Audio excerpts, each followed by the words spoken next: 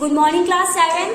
तो बेटा हम लोग अपना chapter number 12 reproduction in plant पढ़ रहे थे। हम लोग बर्डिंग तक इसको कंप्लीट कर चुके थे। आज हम लोग उसी के आगे कंटिन्यू करेंगे।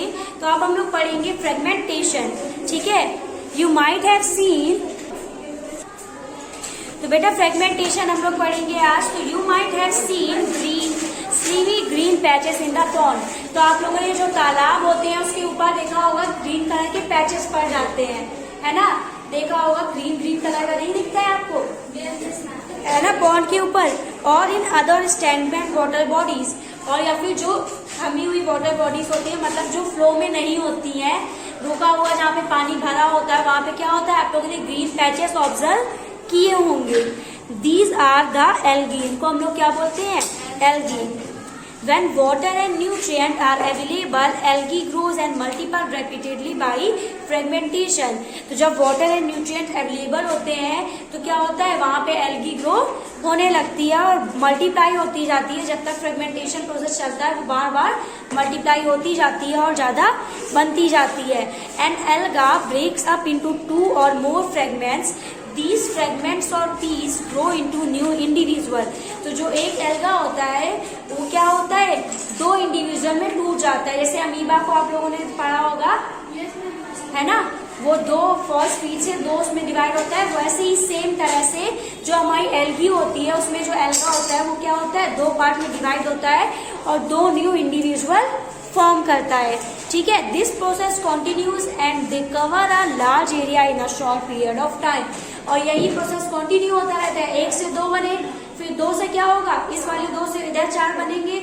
वैसे ही क्या होता है, ये प्रोसेस बढ़ता जाता है और थोड़े ही टाइम में बहुत सारी एल्गी क्या हो जाती है, पॉन्ड में फॉर्म हो जाती है। तो इस प्रोसेस को हम लोग क्या बोलेंगे, fragmentation.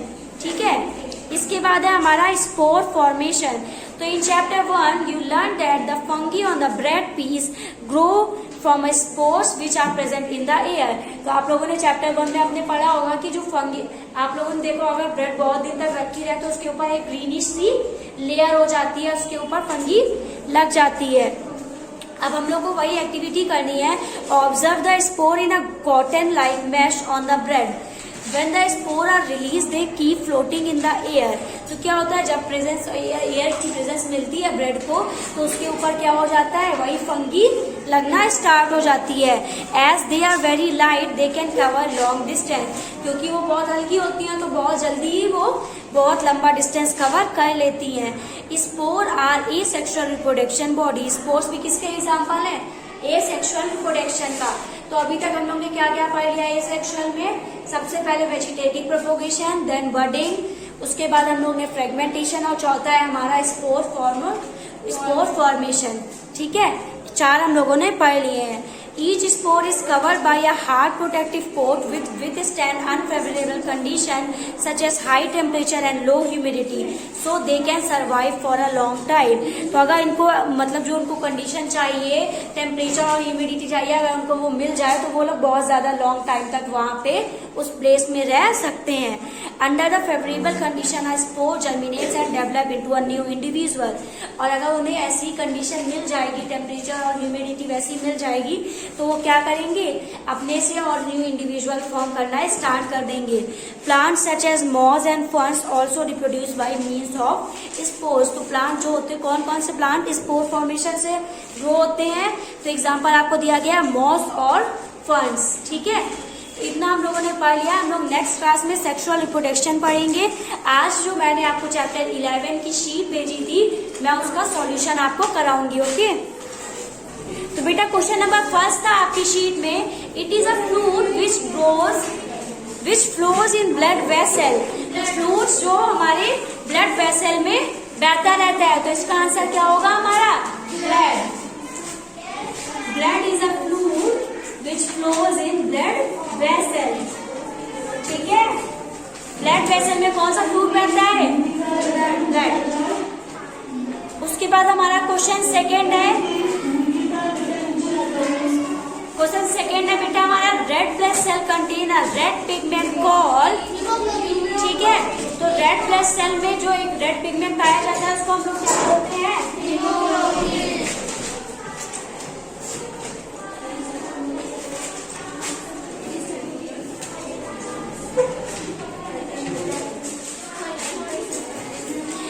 Type of blood fight against germs? White blood cell.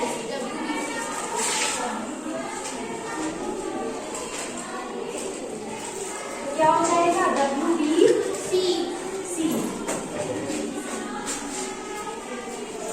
ठीक है, तो कौन से हमारा जर्म्स के अगेंस्ट वो करता है? तो हमारा व्हाइट ब्लड सेल जर्म्स के अगेंस्ट फाइट करता है। उसके बाद number of beats per minute is called pulse rate. ठीक है, क्या हो जाएगा? Pulse rate. वो हो जाएगा हमारा pulse rate.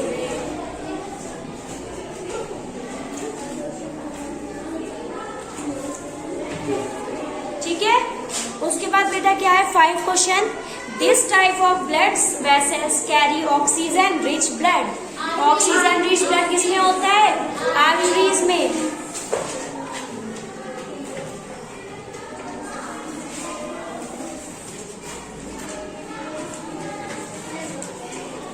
Arteries carry oxygen rich blood. ठीक है,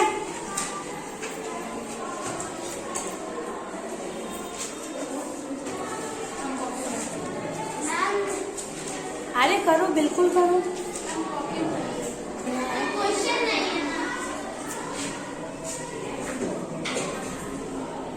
उसके बाद बेटा क्वेश्चन नंबर 6 है हमारा। This type of blood vessel carry carbon dioxide rich blood. क्या हो जाएगा?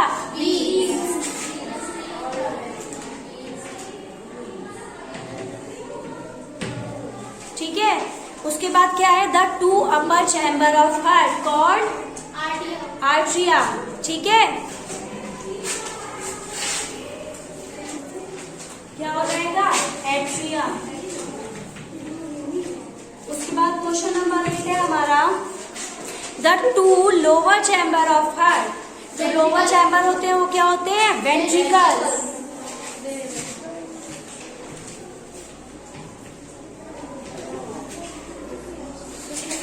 ठीक है, उसके बाद 9th क्वेश्चन है हमारा। The process of removal of waste is called.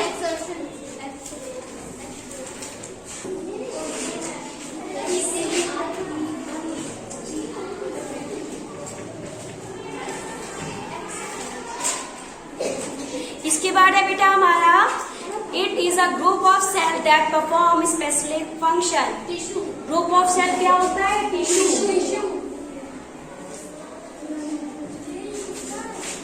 10 हो जाएगा टिश्यू। अभी कुछ क्वेश्चंस नहीं बने हैं तो वो आपका जब टेस्ट होगा तो आपको मिलेंगे।